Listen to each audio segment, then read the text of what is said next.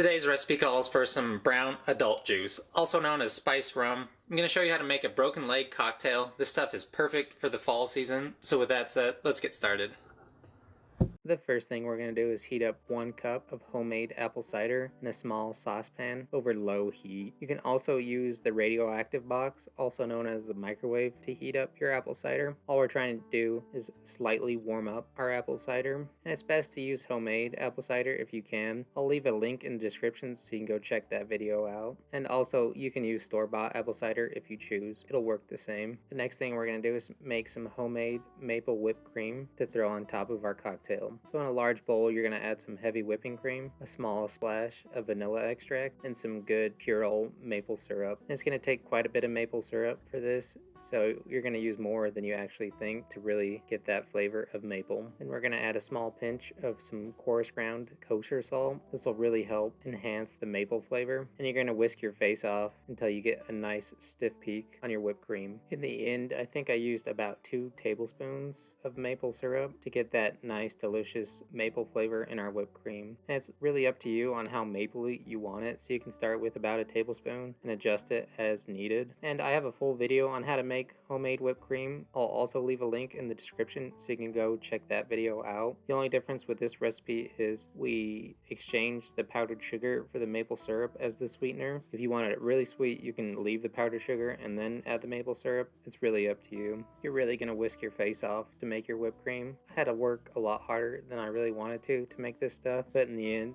it was well worth it. And a little pro tip for you: when you go to store your homemade whipped cream, you want to use saran wrap and ensure that the saran wrap is touching your whipped cream. This will help prevent it from getting a crusty layer on the top and ruining your homemade whipped cream. And give it the taste-a-roni and adjust the seasoning with more maple syrup or another pinch of salt. And grab your favorite cocktail glass and pour in your warmed up apple cider. You can also use a coffee mug for this or any of your other favorite glasses. I'm just trying to show off so you can see what's going on. The next thing we're going to do is add 1 ounce of spiced rum to our glass. I went with some Sailor Jerry's. You can also use any spiced rum of your choice for this. Then grab a spoon and give it a quick stir. And we're going to give it a quick slap of our homemade maple whipped cream on top and give it a light dusting of some cinnamon just for that aesthetic look. Now we're done. Cheers.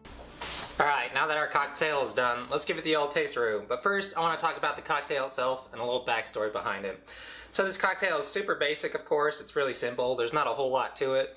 And adding the whipped cream on top definitely made it more bougie and spiced it up a bit to make it look more elevated. But even though it's a super basic cocktail, this cocktail will always hold a special place in my heart and holds a lot of great memories for me. A dear friend of mine named John made me this cocktail many moons ago, and I haven't had one since.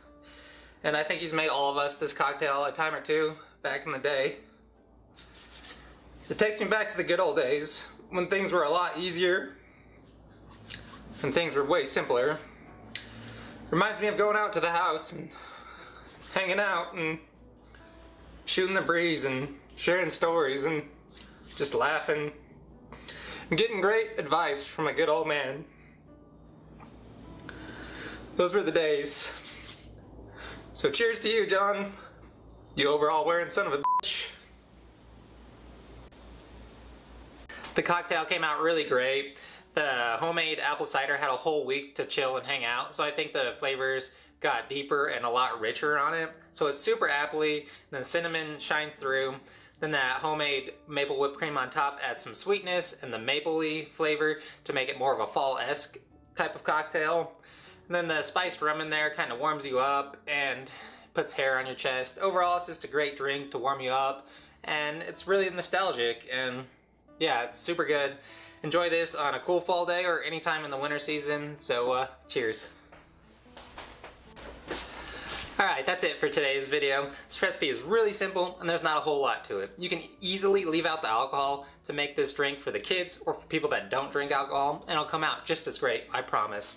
And the story I was told on how this drink got its name is that you take the whole squad up skiing, and you know, you're skiing, you look good, you feel good, and you're like, oh, I'm gonna go off a sweet jump. So you go off a sweet jump and you're like, look ma, no hands, and boom, you crash and you break your leg. And then you go to the lodge and just drink. So hence the name Broken Leg. That's how it got its name. I don't know how true it is, but to me, Sounds like a great story. And it's served warm, so it'll heat you up on those cold winter days anyways. So I think it's like a twofer. It's a great deal. So hopefully you enjoyed today's video. Thanks for watching. And I think I need to go to the chiropractor now because I think I slipped a disc pretending to fall. So we'll see you on the next one. Alright, I want to leave you with a small piece of advice here. This goes out to everybody, especially the younger crowd out there. But when you're eating with your friends or your family, or you're sharing a drink with your friends and family, or if you're even out by yourself, put your phone away. Just enjoy the experience, live in the moment, because it's not only about just the food that's fuel and nourishment for the day, it's about the company that you share it with. So put the away and enjoy that company that you're there with. And even if you're eating by yourself, I've eaten by myself multiple times, and this has allowed me to eat with total random strangers at the restaurant, or just have great conversations with my server. And it was great. Those are memories that I'll always have compared to scrolling on my phone looking at nothing. So stop taking 10,000 pictures of your cage-free, pasture-raised, non-GMO, gluten-free corn tortilla chips. Like, nobody cares. Like, honestly, just put it away and just enjoy the experience. Oh, wait, I got a phone call. I gotta go. Hello? Last week, had a whole time week. Tail came out really delicious. Something's in my eye. Great. And the moral of the story, no morals of any story. So the skiing, and you're doing a good job, and you drop the lens cap and ruin everything. You know, like all the goddamn time you do this. Like, look, Ma, no hands, and then boom, you crash, and then you break your leg, and then you go to, you know, the inside, you know, the thing. What is that called?